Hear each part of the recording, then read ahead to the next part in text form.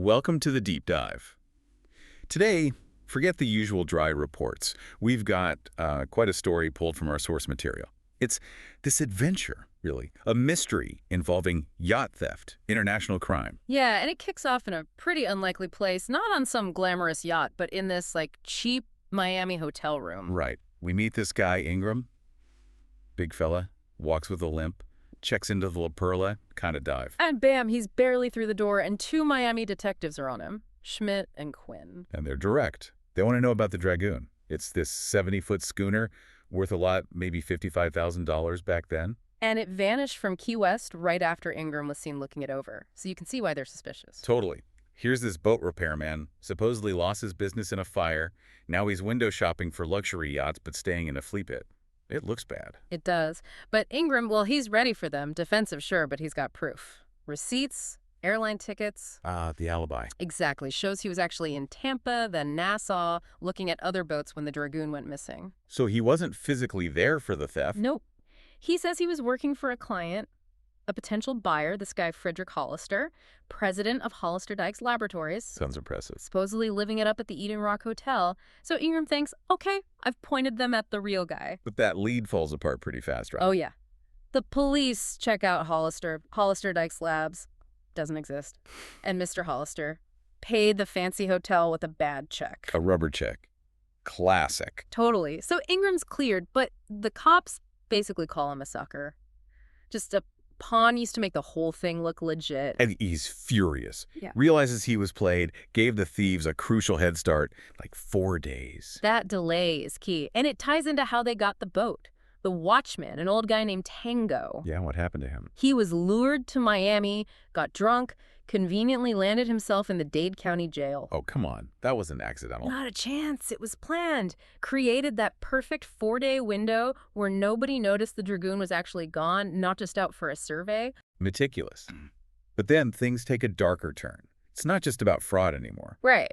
The police find this dinghy, adrift, way out at sea, found by a fishing boat. Empty. Almost.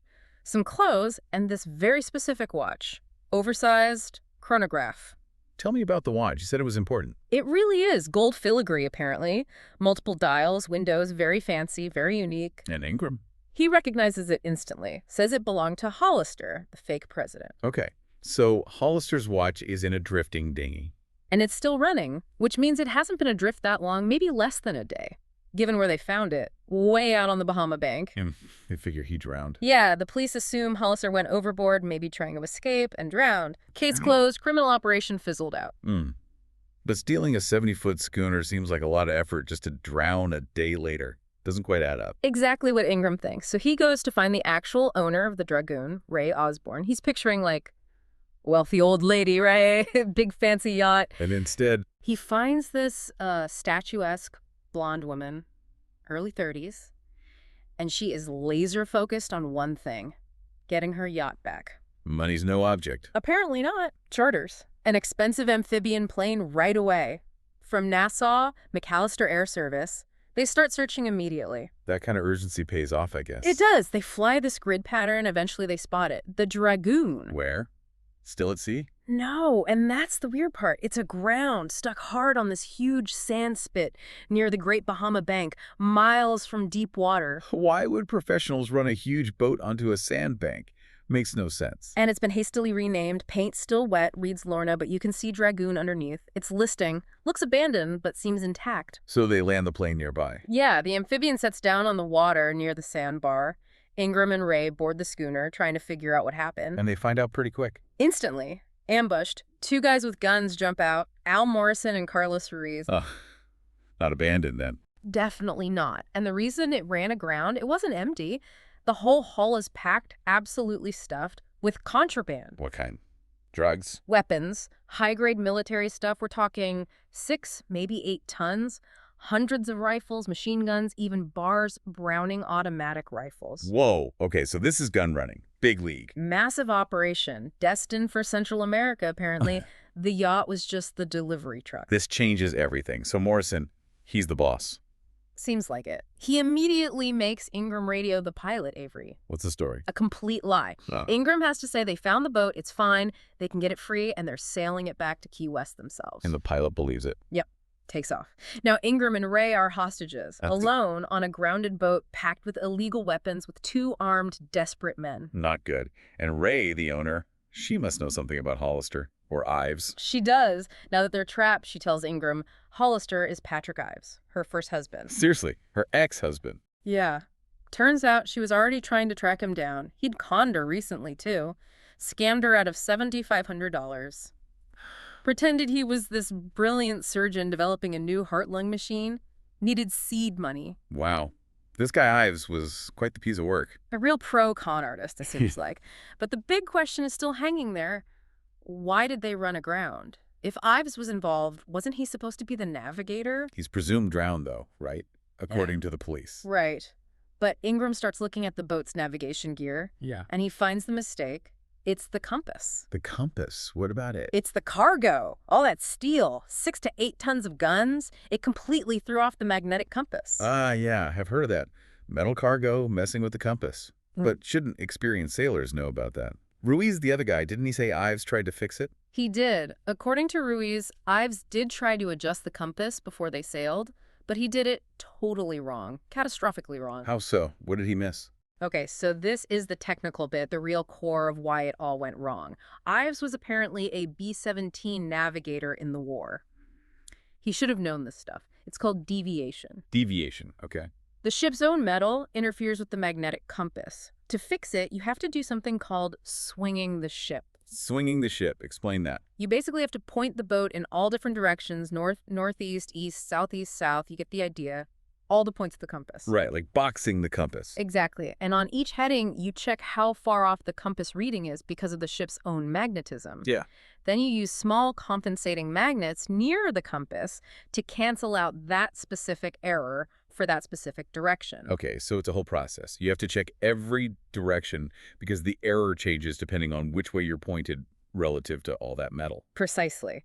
But Ives didn't do that. Ruiz says Ives just took one bearing before loading the guns and another one after. Then he just applied that single correction factor no matter which way they were sailing. Oh, that's bad. It's worse than doing nothing. Because if you correct for north but then turn east, the magnetic interference changes completely. Your correction is now actively making the error worse. So they were multiplying their mistakes. Hugely. They were probably wandering almost aimlessly, sailing blind, effectively, for 2 days, apparently, until they slammed into the Bahama Bank. That explains running aground. But it also gives Ingram a huge clue, doesn't it? Bingo! The aha moment.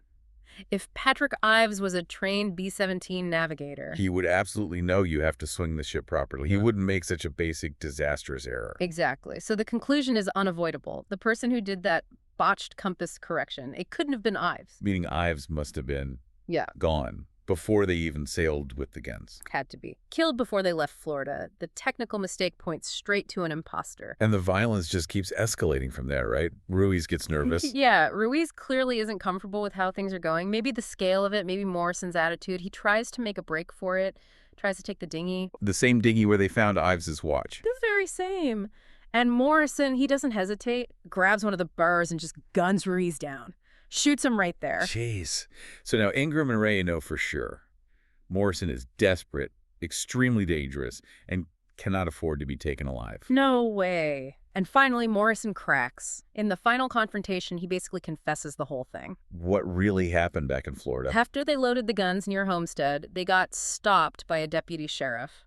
Just a routine check, maybe? But Ives panicked. Oh, no. Ives shot the deputy. Right there. So that escalated things from smuggling to capital murder. Instantly. And Morrison realized Ives had just signed their death warrants. So Morrison decided to cut his losses. He killed the wounded cop, and he killed Ives. Covered up the first murder with a second one. Dumped both bodies in a swamp somewhere. Took Ives's watch, his identity, the dinghy, and tried to sail the Dragoon himself using whatever notes Ives left. But he didn't have Ives' actual navigation knowledge. Especially not about compass deviation with a massive steel cargo. Exactly. The identity thief was a killer, but a terrible navigator. His lack of that fundamental knowledge is what literally ran the whole operation aground. Incredible. So how do Ingram and Rae survive this? They're pinned down by a cornered double murderer. It's pure survival mode. Morrison is sniping at them from the dunes on the sandspit. They spend a day and night basically under siege. Their first job is to get the boat off the sand. How? It's huge and heavy with guns. They start chucking the cargo overboard. Tons of rifles, machine guns, ammo boxes just splashing into the water, lightening the load. Must have been painful to watch all that hardware go to waste, even for them. I imagine. Then they get clever. Rigging anchors, using the main boom like a derrick, using the remaining heavy ammo boxes as counterweights, trying to winch the hull free from the sand's grip. And it works. Eventually, yes. They manage to kedge her off into slightly deeper water. She's afloat. But the danger's far from over. What now? Ingram checks the bilge, probably for water, and finds something much worse. Gasoline. Oh, man. From the shooting. Yeah. Morrison's earlier shots must have punctured the fuel tanks. The bilge is filling up with hundreds of gallons of high-octane fuel. They're sitting on a bomb. Literally. A floating bomb. Any spark, Right. engine, radio, even a light switch could ignite it. They have to shut down everything electric. So no engine. How do they pump the bilge? By hand. Grueling work. Pumping out that toxic, flammable slurry, breathing fumes, completely exhausted, knowing Morrison is still out there probably watching. This is intense. How does it finally end? Well, Rae plays a brilliant part. All this time, she'd been playing the victim, acting like she was drunk, hysterical, helpless. To make Morrison underestimate her. Exactly. Get his contempt, make him see her as zero threat, and it works. Morrison gets overconfident, tries to sneak back aboard the schooner. Hooray! She grabs a fire extinguisher, not for fire, but as a weapon. Yeah. Blasts him in the face with the chemical carbon tetrachloride, probably. Blinds him, chokes him temporarily. Gives Ingram his chance. Yeah. Ingram, exhausted as he is, manages to tackle Morrison, clocks him with the butt of her rifle, and they finally subdue and tie him up. Wow. Just incredible resourcefulness. And they make it back. They do. Sail the Dragoon back under canvas only, avoiding any sparks. They survived the killer, the grounding, the gasoline bomb, the whole 9 yards. That kind of ordeal must change you. What do they do afterwards? It definitely changes their plans. They decide the big Dragoon is too much, maybe too many bad memories too. They plan to sell her. And then, man. Retire. Not quite. Buy a smaller boat, a ketch, maybe 40, 45 feet, something manageable for 2 people. And do what? Go into partnership, chartering, take tourists out sailing in the tropics, but they want a fresh start, far away. Where are they thinking? After getting the new boat ready, they plan to head out, maybe towards the Indian Ocean, leave the whole mess behind them. What a story. From a cheap hotel room to a gun-running disaster to a new life in the Indian Ocean. Yeah. And the linchpin, the reason it all fell apart? Was physics. Basic compass navigation.